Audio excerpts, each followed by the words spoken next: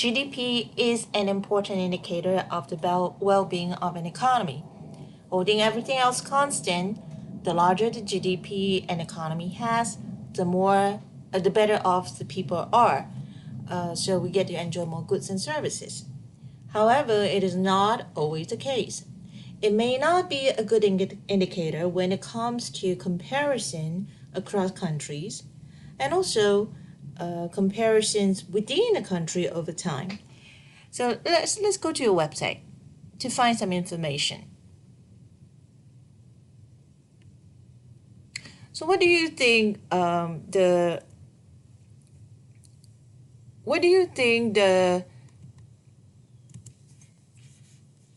GDP of the United States is?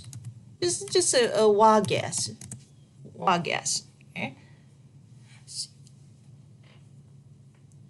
And so here's a website called CIA.gov. It's a CIA website, CIA.gov. There is a piece of information that's useful here. It's called the World Fact Book. So let's go to World Fact Book. We can find a lot of information about a country here. So let's pick the United States. So once again, what do you think is the GDP of the United States?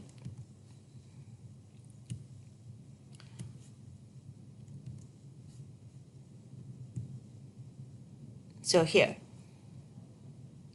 Okay. So as you can see, there are a few measures of GDP here. Okay.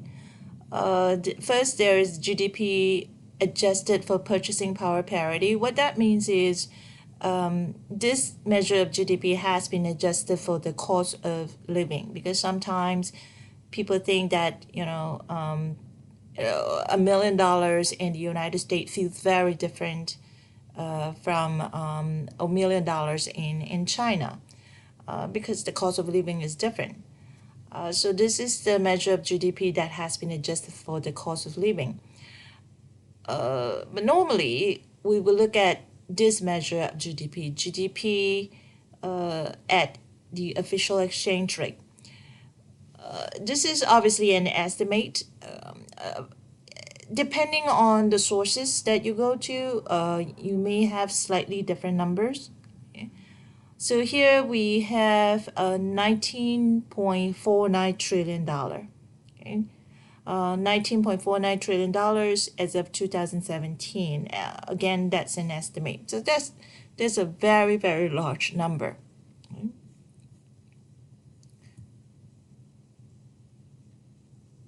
How about China?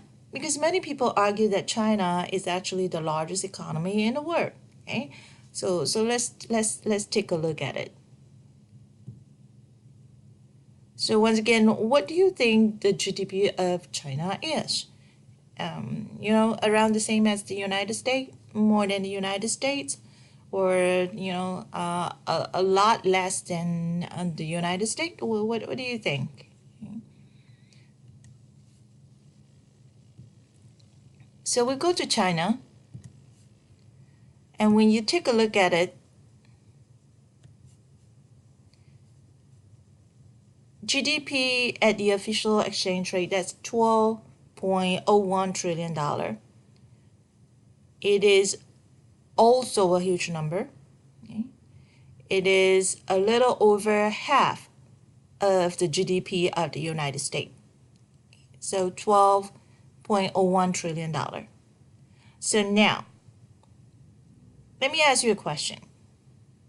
So when you look at this number, can you conclude that, or can you say that Chinese people are doing half as well as an average American?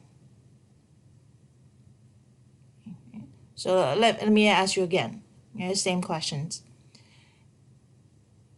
The GDP of China is a little over half of the GDP of the United States. Can you say that average Chinese people are half as well as an average American. I'm sure at this point some of you may have thought of one thing: population. Okay?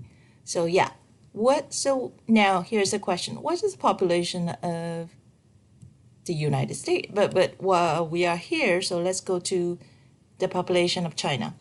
Let's look at the population of China.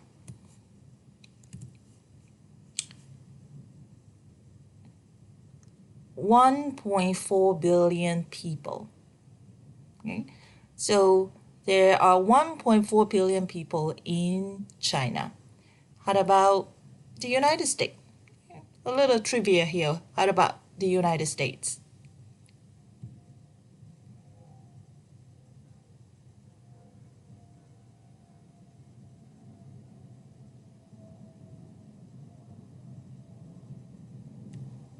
Let's go to the United States.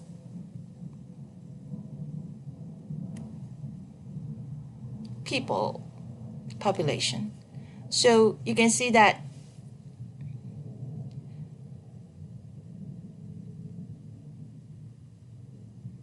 there's about 1/5, okay? 1/5 of the population of China. So China has half as much, a little over half of the GDP of the United States, but has almost 5 times more people as the United States. Okay, so now, can I still say that Chinese people on average is doing half as well, are doing half as well as an average American? I'm sure at this point most of you would say no. Okay? So that brings us to another related economic indicators, GDP per capita. When it comes to comparison across countries, it is more appropriate to calculate GDP per capita instead of just using GDP. GDP per capita is simply GDP per head. That is GDP divided by populations, okay? By the size of population. By the same token, it is also useful when it comes to studying how a country evolves over time. So when you look at the GDP only, the GDP of the United States today is a lot more than what we had 100 years ago. So can we say that we are doing much better than average Americans 100 years ago? Maybe or maybe not, because the population has also increased a lot from 100 years ago. So that's why we need to look at the GDP per capita. Okay? So now let's turn to the next topic. Let's turn to how to calculate GDP.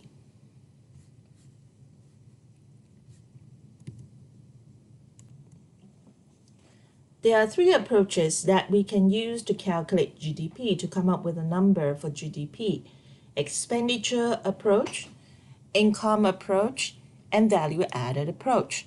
In this course, we will only touch on the first 2, expenditure approach and income approach.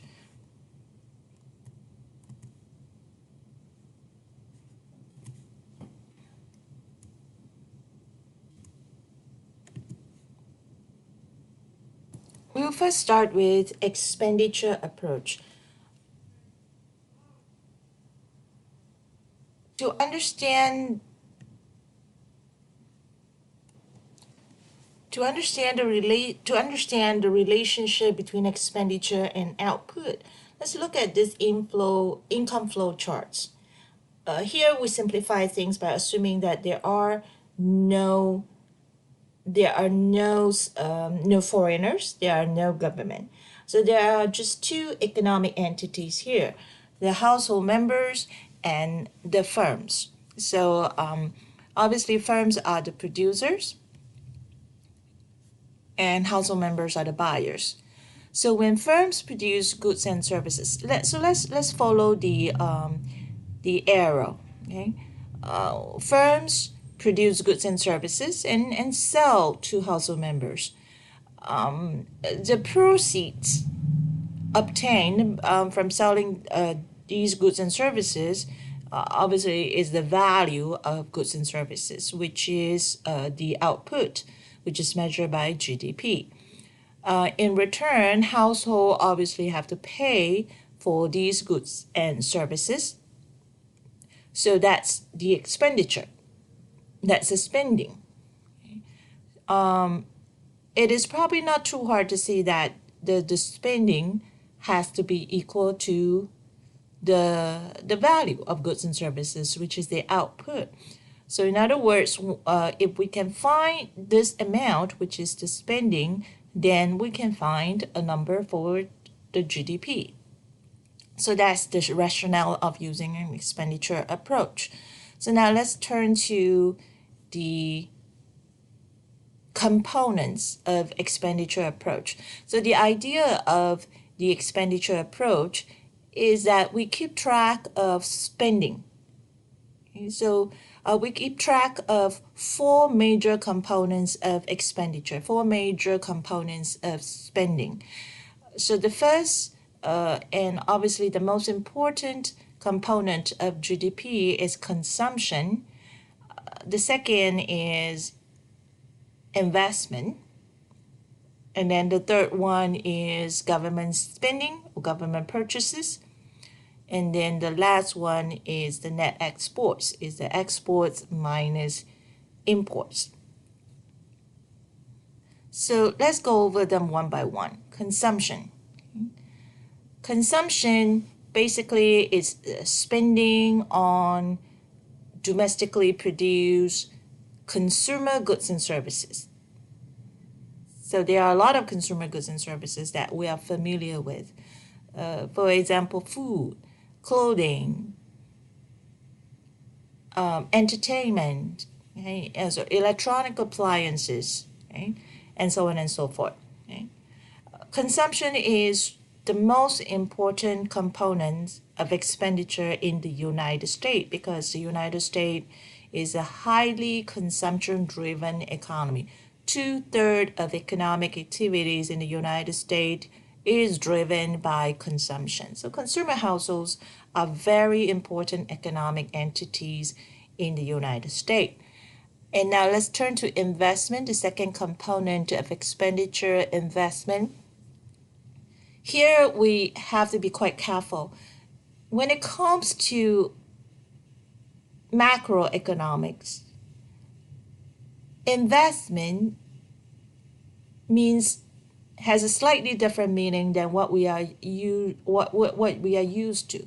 So in our daily conversation, when we talk about investment, we tend to talk about purchases of financial instruments, such as buying stocks, buying bonds, buying a house, a piece of real estate, buying commodities and things like that. But here, our purpose is to calculate GDP. So when it comes to macroeconomics, unless you are otherwise told, when we use the word investment, we do not mean financial investment. Okay? We actually mean spending on capital goods and services. Capital goods and services are goods and services that can be used to produce other goods. So some of the example can be equipment, okay, or machine, okay, or computers for business use, or vehicles for business use, factory plants, and so on and so forth. So when it comes to investment, there is a couple of conventions that we have to follow. First, inventory. Okay. So inventory, let me just write down. Inventory. Every fiscal period, businesses have goods and services they are not able to sell, but they have been produced. So if we are to calculate GDP, we have to account for that. So by convention, this is counted as investment. Another thing that we have to pay attention is residential housing. Residential housing or new residential housing. Okay? Most of us would think that residential housing is consumption because consumer households live in it.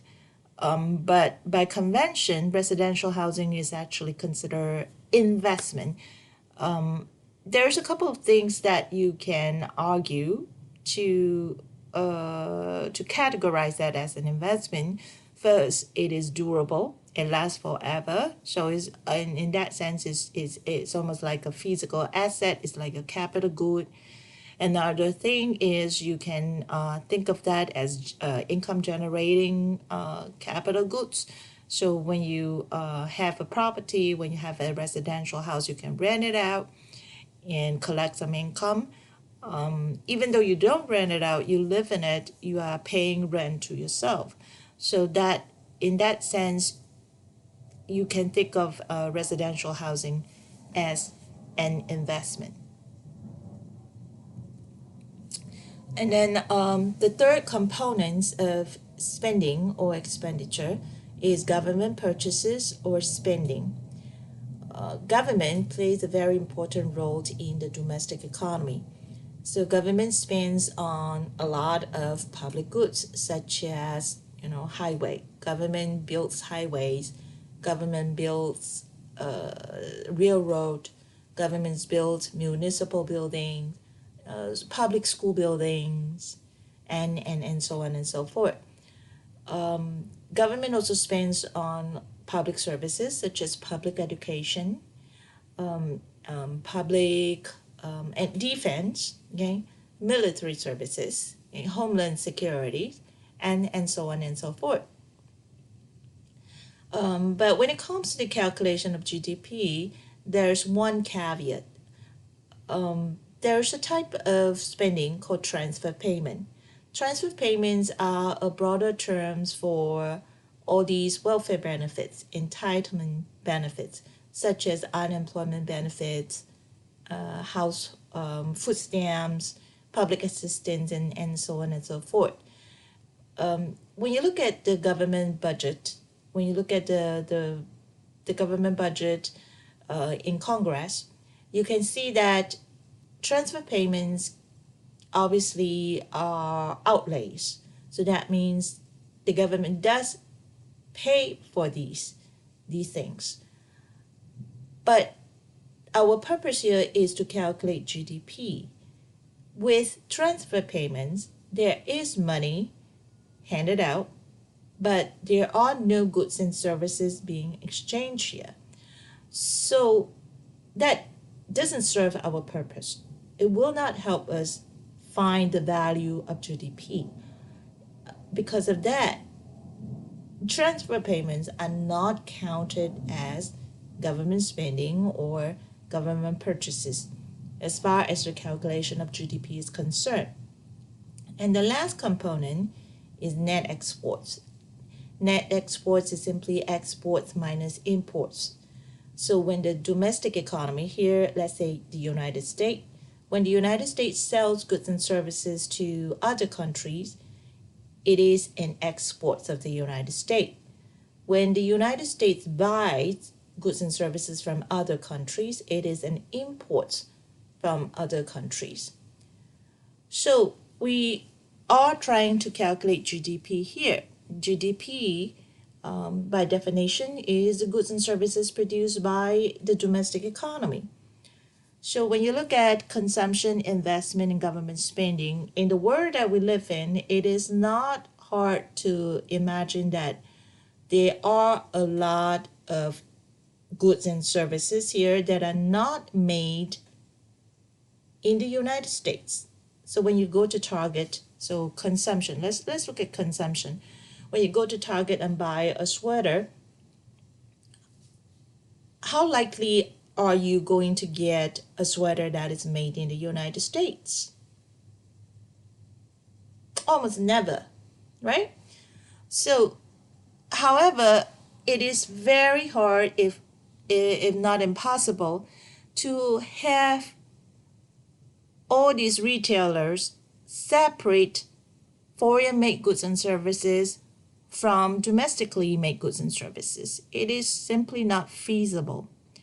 So in terms of data collection, it is very difficult to separate foreign made goods and services from domestically made goods and services. So as a result, we do not do the distinction here when we collect data for consumption, investment, and government spending. But because we do know that by definition, we should be looking at only goods and services produced domestically. So as a result, we will subtract imports at the end once and for all, because this piece of data, imports, can easily be obtained from the Department of Commerce, the Custom Office. So this piece of data is readily available. Okay? So we're going to subtract that at the end.